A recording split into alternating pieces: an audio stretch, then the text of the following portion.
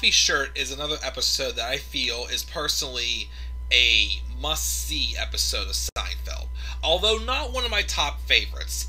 Definitely agree it is one of the better episodes. It's one of the episodes that, when you think Seinfeld, one of the first episodes you think, personally, from a casual fan and whatnot, should be, of course, the Puffy Shirt. And definitely should be, as it's one of the 3 episodes of season 5 also that was nominated for an Emmy. And also because the Puffy Shirt itself is in the Smithsonian Museum exhibit.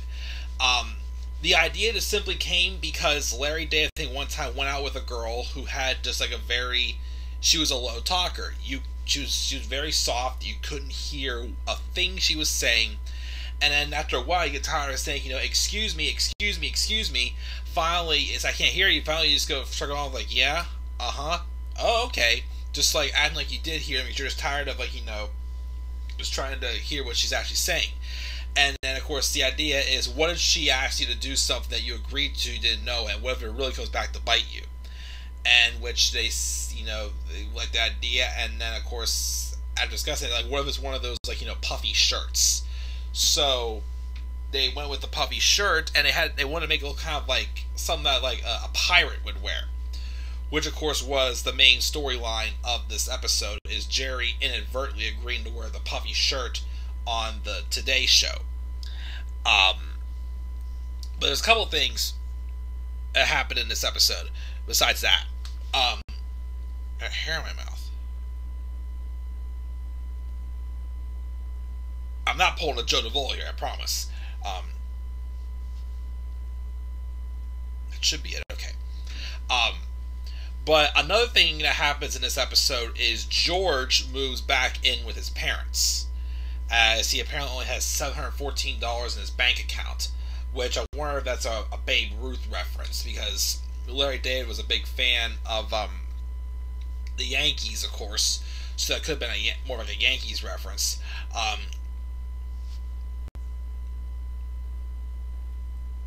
Come on.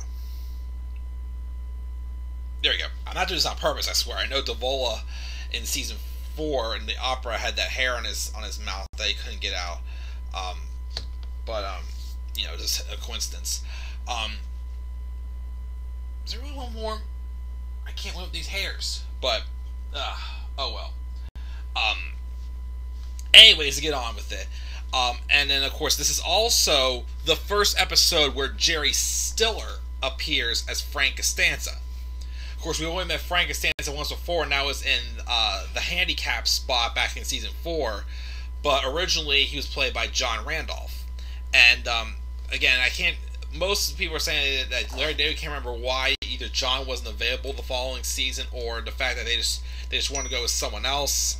But this is the first episode that Jerry Stiller actually played Frank Costanza. Of course, they eventually went back and they reshot the scenes from the handicap spot, and replaced John Randolph's scenes with Jerry Stiller. But this was the first episode with Jerry Stiller, and he mentions on the Inside Look that he at first had over 4 days, which he was handpicked. He didn't audition for the role. He was handpicked to come in and play Frank Costanza. And he knew Estelle Harris very well. He knew that working with her would be a joy.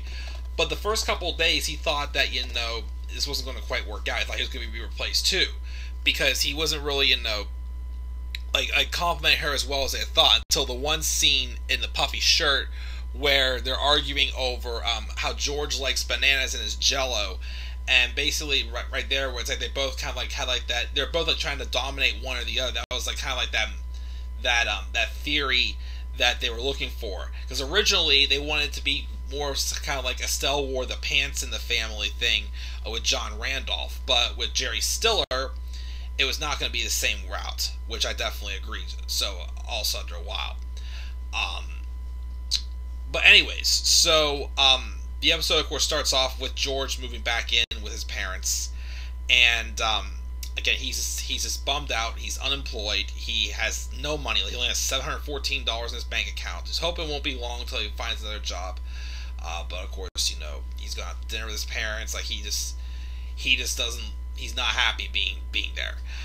Even whenever Jerry and Kramer helped him move, when they're getting ready to leave, George was like, "What are you doing later tonight?" He needed an excuse to get out of the house, but his parents like, "No, we're going out to dinner," basically, and George is like, "Oh man, I'm stuck with here." And when he feels like his life is as low of lows, when they're arguing again at the restaurant table, George goes to go to the bathroom, I think it is, and he runs to a lady, and he accidentally drops some of her stuff. So he helps her pick it up. Then she notices his hands, and she says he has really, exquisite looking hands. She asks if he had ever thought about being like a hand model, which he's just like shocked about. So he takes her card and gets an appointment set up. He's going to get a photo shoot with his hands and see what people think. So things start looking up from there. Meanwhile, Jerry and Elaine are preparing. Jerry was going to be on the Today Show, which they for real went to the real Today Show in New York and had the scene of the Today Show actually shot like by the actual Today Show crew. With the actual, Today Show staff and whatnot. But Jerry and Elaine went out to dinner with Kramer and his girlfriend, who again is a low talker. She starts talking and you can't hear a thing she's saying. And eventually, they gave up on trying to figure out, what she was saying. They're like, yeah, like agreeing with her, trying to be nice, but again, they had no clue what she says. So then, Kramer's saying how, like, she works in the clothing business, and how she has this new design, this puffy looking shirt that she's looking to put on the market. And then when Kramer goes to the bathroom trying to make chit chat with her name was Leslie, by the way, if I didn't say that. Elaine mentions the benefit for Goodwill that Jerry's going to be promoting on the Today Show. And then Leslie again starts talking, but of course they've given up on trying to figure out what she's saying. He's like, well, yeah, cool, yeah, and whatnot. Has no clue what they said. Until the next scene after, of course, they're at the restaurants. First, George, of course, is showing Jerry his hands, doesn't understand, what's so great about his hands. Even Elaine was just like, yeah, or whatever. Kramer says he sees how good that looking his hands are. Even after, of course, Kramer tries to pull a joke and does like a hand buzzer on George's hand. He's like, don't want to mess up my hand. And he basically walks around now wearing oven mitts to protect his hands from them getting, damaged or anything. He has Jerry open the door for him. But then, when Kramer and Elaine and George leave, Kramer brings in the shirt, says, I want to thank you basically for saying, ever since you agreed to wear the puffy shirt on the Today Show, Leslie's sales are really going up. People are really, into, her idea for her puffy shirt. And Jerry's like, wait, what? And then that's where Jerry discovers, a night when Kramer went to the bathroom at the restaurant, and they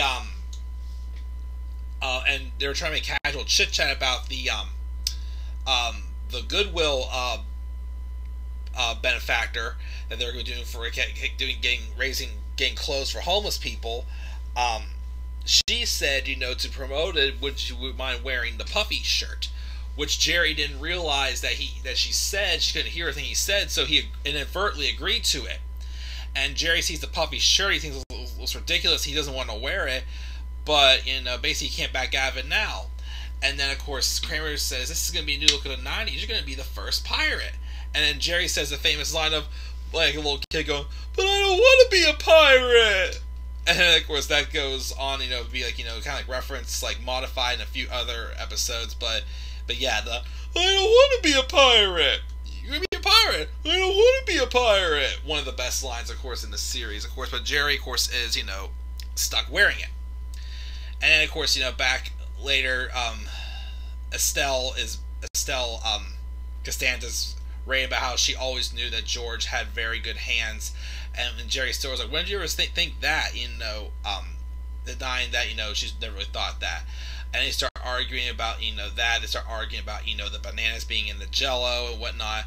And George trying to give his hands a pedicure or manicure, whichever heck it is. I don't remember anymore. But he can't stand them arguing, so he's going to go to his room. And then Estelle's still like, "But George, what about the Jello?" And he's like, "I'll eat it in my room." And he's just trying to focus. He's got a big photo shoot coming up with his hands. He goes to the photo shoot, and he's getting praised very good for his hands. Has excellent photos, and they're talking about this one guy. His name was Ray, who had really good hands. Then he had like a very unfortunate accident that led to his hands being ruined, and he was no good to be a hand model anymore. So how his hands were ruined. So George, and of course, as they were talking, then this guy were talking, they're basically making a lot of references back to the contest. They said that after his hands were ruined, he was no longer master of his domain or whatnot. So then George, of course, at the end of it says, "Don't worry, I won a contest." Saying that he'll be able to keep his hands, the best they are for a long time. Back at the Today Show, though, again, Jerry, just hates the puffy shirt. He looks ridiculous in it. And Elaine comes in and doesn't realize that, they inadvertently agreed to it. But Elaine, of course, who is part of that benefactor for the for Goodwill, is even saying that he looks ridiculous also, doesn't think he should be wearing it. So Jerry goes on to the Today Show, and he's embarrassed.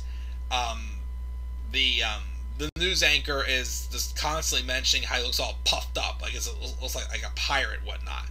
And then Jerry's like not amused by the jokes, and he even mentions on live TV he wore it because he inadvertently agreed to it. He thinks it looks stupid, this and that, but he didn't realize, of course, is Leslie, the low talker, was on set with Kramer watching the show, and then you then hear her scream out, "You bastard!" And then Jerry's like, "Now that I heard." This is the first time you actually hear Leslie speak, because again, you heard nothing which she said before. Of course, they get into a big argument about it backstage afterwards, and now that Jerry basically just bashed the shirt on live TV, then it's going to be then that means that this clothing's going to the sales going to be going down on that, and of course it's not a good look for the benefactor either, which ended up failing also. All her orders got canceled and all that jazz. Well, then to put icing on the cake, though, here comes George, who came back, had a very nice payment from his photo shoot. He then starts making fun of the puffy shirt. So up until then, he never heard of the puffy shirt before. And then Jerry's like, stop, because you see Leslie behind George, like, fuming. And then George won't listen, kept going on and on and on. And then finally, Leslie got so mad, she pushed George. George loses footing, just stumbles into the corner. And into the corner, though, was an ironing board with the iron turned on. And just to brace his balance, George inadvertently grabs onto the hot iron and burns his hands. And it hurt so bad that it echoed like crazy outside of NBC and everything. Which unfortunately, it led to George's hand modeling career being over just like that. And again, Leslie's sales, got canceled for the shirt. The benefactor was a mess, and George is back to square one again, living with his parents. Even though they saw two homeless men wearing a puffy shirt on the street when they left, but yeah, and that's the puffy shirt. And of course, that puffy shirt eventually would, which actually, I have one of those Funkos I got for my birthday. I got one of Jerry wearing the puffy shirt. I got one of him, and, well, just a normal Kramer Funko as well. But yeah, again, the puffy shirt's a good episode. I wouldn't say it's one of my favorites, one of my top favorites, but I definitely do see it as another one of those episodes where it's like, it stands out. It's one of those, one of those episodes you would instantly think of when you think Seinfeld. And of course, this is a famous line of, "But I don't want to be a pirate!" But, again, like I said before, this is also the first episode that featured Jerry Stiller as Frank Costanza, who was, excellent in the role. It's one of the very few episodes also that there's no scenes that take place at Monk's. Very strange. But yeah, that's the Puffy Shirt episode. What are your thoughts on the Puffy Shirt, guys? Do you guys want to be a pirate? Do any of you actually own the Puffy Shirt at all? Make sure to leave your thoughts down in the comment section below. Be sure as always to slap a like on the video and subscribe for more content on my channel. Follow me on Twitter at DemandAirBoy93. I'll see you guys in the next Seinfeld review, which I believe next is the Sniffling Accountant. That's another good one. Underrated episode for sure, I think. We'll talk about that next time. It also has another one of the best moments in the series, of course, as well.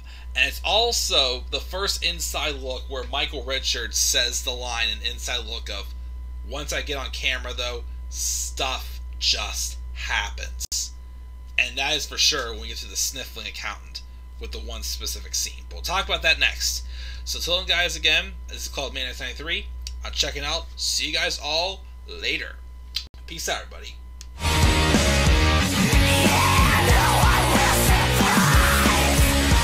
No